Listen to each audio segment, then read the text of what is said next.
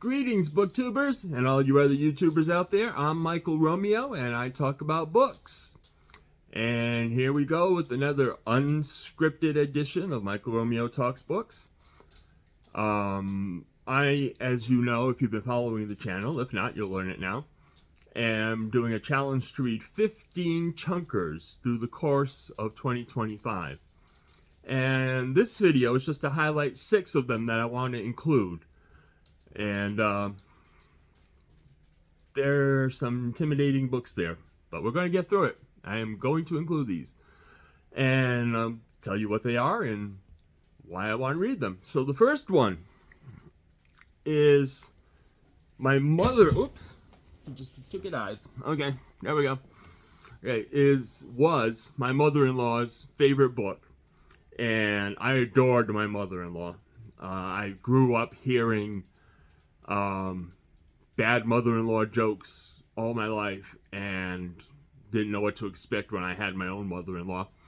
And my mother-in-law was an absolute doll. I simply adored her.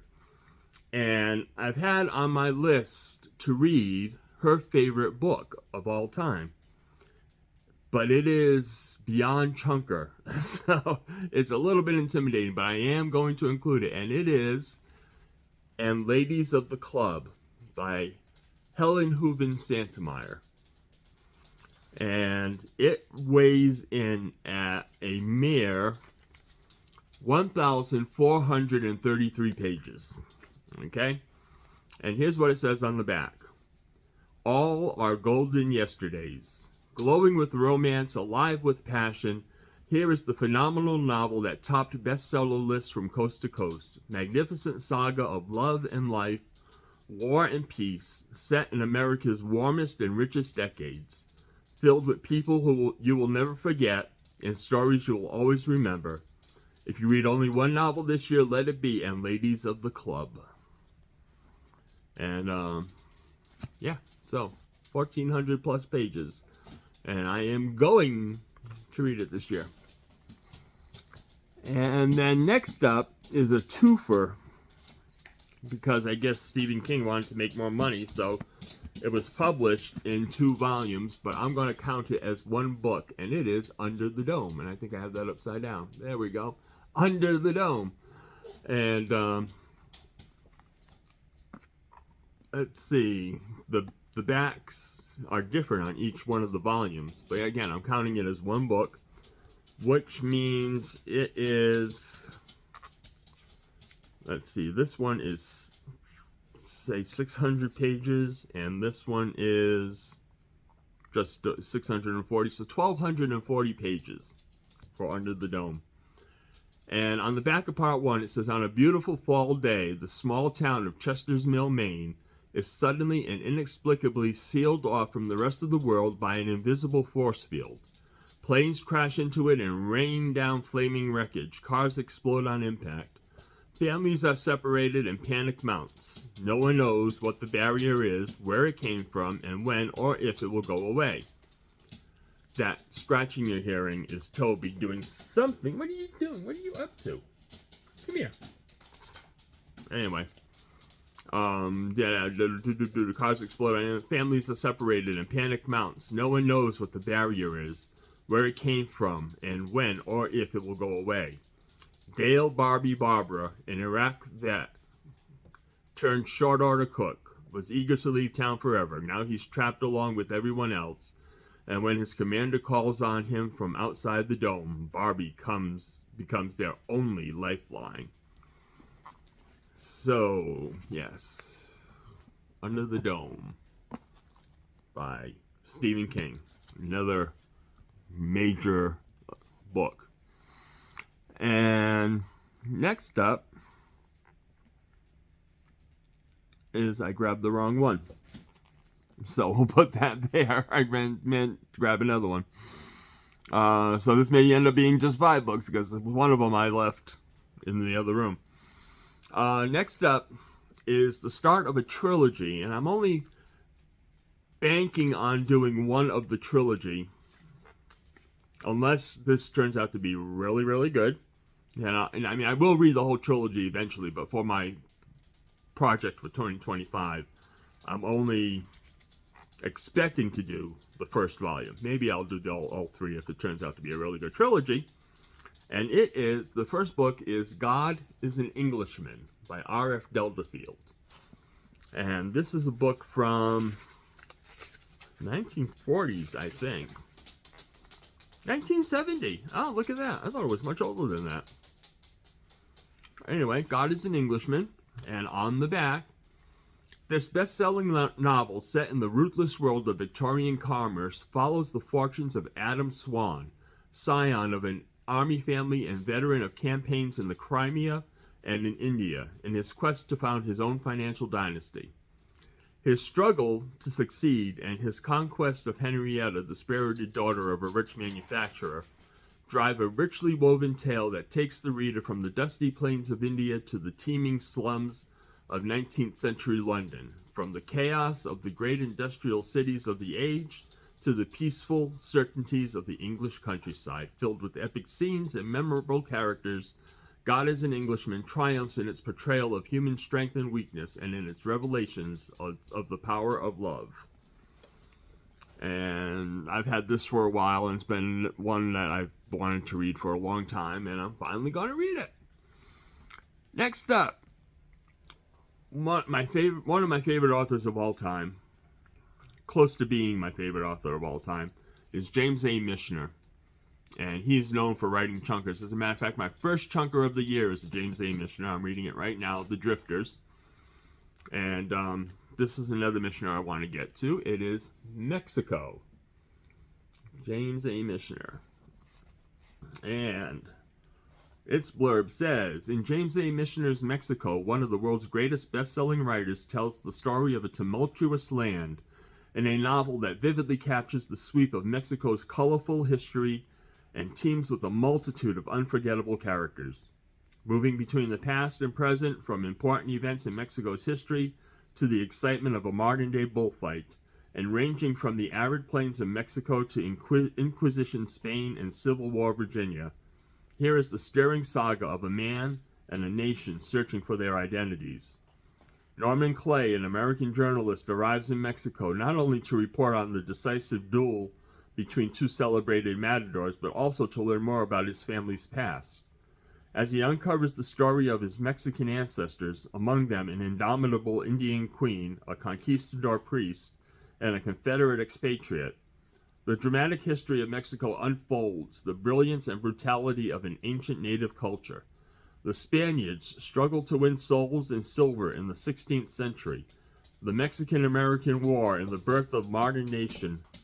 Will you stop bumping my table, please? Please? Give me. Okay. Toby is being invasive today. Where was I? The brilliance and brutality of an ancient native culture. The Spaniards struggled to win souls and silver in the 16th century. The Mexican-American War and the birth of a modern nation in bloodshed and revolution. Mr. Michener began to write this novel in 1961. After many months of research and writing, he put it aside to work on another project and then another, and eventually lost track of it. 30 years later, he discovered the lost manuscript and set to work completing it. The result is another Michener triumph, following in the magnificent tradition of Centennial, Texas, and Alaska, all of which were great books. Great books. And then finally, well, I won't say finally, because there was a sixth book I was going to grab, and I will talk about that one too. We got here a book. Now, when I counted the pages in this one, I did not include source notes, bibliography, and index. Just reading pages alone, this book is 790 pages. And it is A Bright Shining Lie, John Paul Vance and America in Vietnam. I have a fascination with Vietnam and what it was and why it was, and just understanding what it did to our culture. And this is one of the books that I wanted to read about Vietnam. And it says, A Bright Shining Lie, 16 years in the making, is a monumental account of Vietnam by a prize-winning journalist who was there. A Bright Shining Line melds biography and history in a masterly way to tell the story of Lieutenant Colonel John Paul Vance, a soldier cast in the American hero mold, the closest the United States came in Vietnam to a Lawrence of Arabia. And, like Lawrence, he was a complicated man with a dark secret that haunted his career.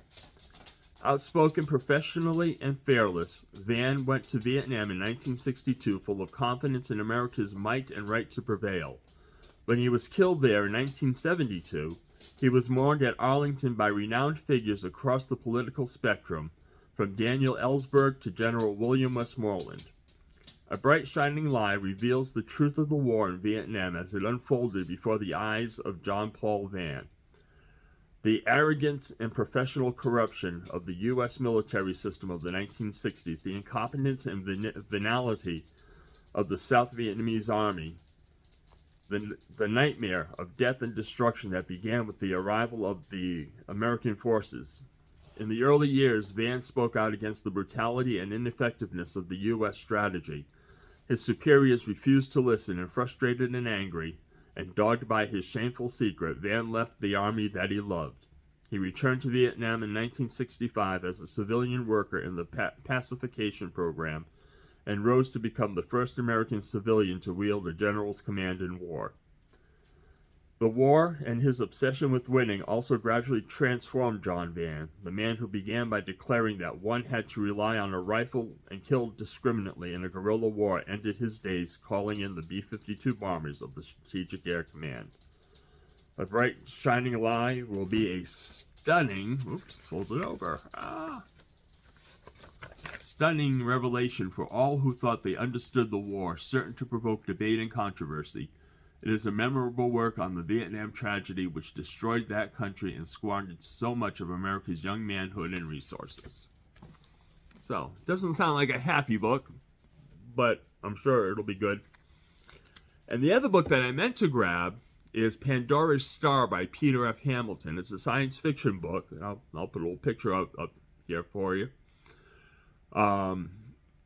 About a star that disappears and the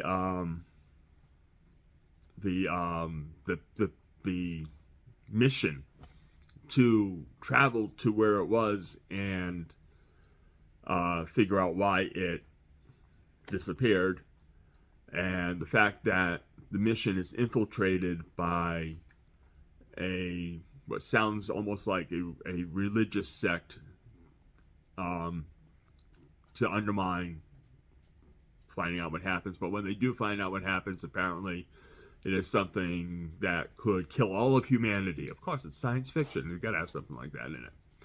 Anyway, it's called Pandora's Star, Peter F. Hamilton. And those are the 6 books that I want to definitely include. There are some others that I'm keeping in the back of my head, but they're like, maybe I'll get to them. I'm trying to decide if I want to do a reread of a couple of books, but I'm leaning toward reading stuff I've never read before for this challenge. I may give in because I really want to reread Noble House by James Clavell. It's been a while since I've read it, and I may give in on that one. And that's it for... Oh, no, it's not it for now. I mentioned in my last video that Big Al Does BookTube mentioned in a comment that he reads slowly at 150 to 160 words a minute. And I thought that sounded pretty good. I assumed I read maybe like 110, 120 words a minute. I acknowledge I'm a slow reader. So I decided to test it and time myself and read while the timer was on for 1 minute and see how many words I got. I read about 200 words a minute. What a surprise. I'm delighted. I'm sure there are people out there that read a lot faster. They must go through the books they go through. But I'm happy with 200 words a minute. That gave me a little more confidence in tackling some of these books. My big thing is making the time. Right now I'm in the middle of selling my house and getting ready to move to Florida and retiring. And when I'm retired and in Florida, I will have a lot more free time to read. and maybe I'll play catch up. But right now I'm reading The Drifters by James A. Michener, and it's going slow because of everything that I'm having to give time to. But I will get there. I will get there. I will succeed. In 15 chunkers and a total of 50 books this year. The other ones are going to be real skinny. You can bet on it. I've already got some plays that I bought to read because they're like little. You can read a play in as much time as it takes to watch one. So that's it for this video. As always, if you're not a subscriber, please subscribe. It doesn't cost anything, and you get notifications when I put up a new piece of content. And if you like this video, go ahead and give it a thumbs up. I hope you did. And as always, comment. I love your comments, and I do make an effort, and I think I do pretty good to respond to every comment in some way. I do love hearing from y'all, and that's it. That's the start of the chunker journey for 2025. Wish me luck. I think I might need it. Talk to you again soon. Bye-bye.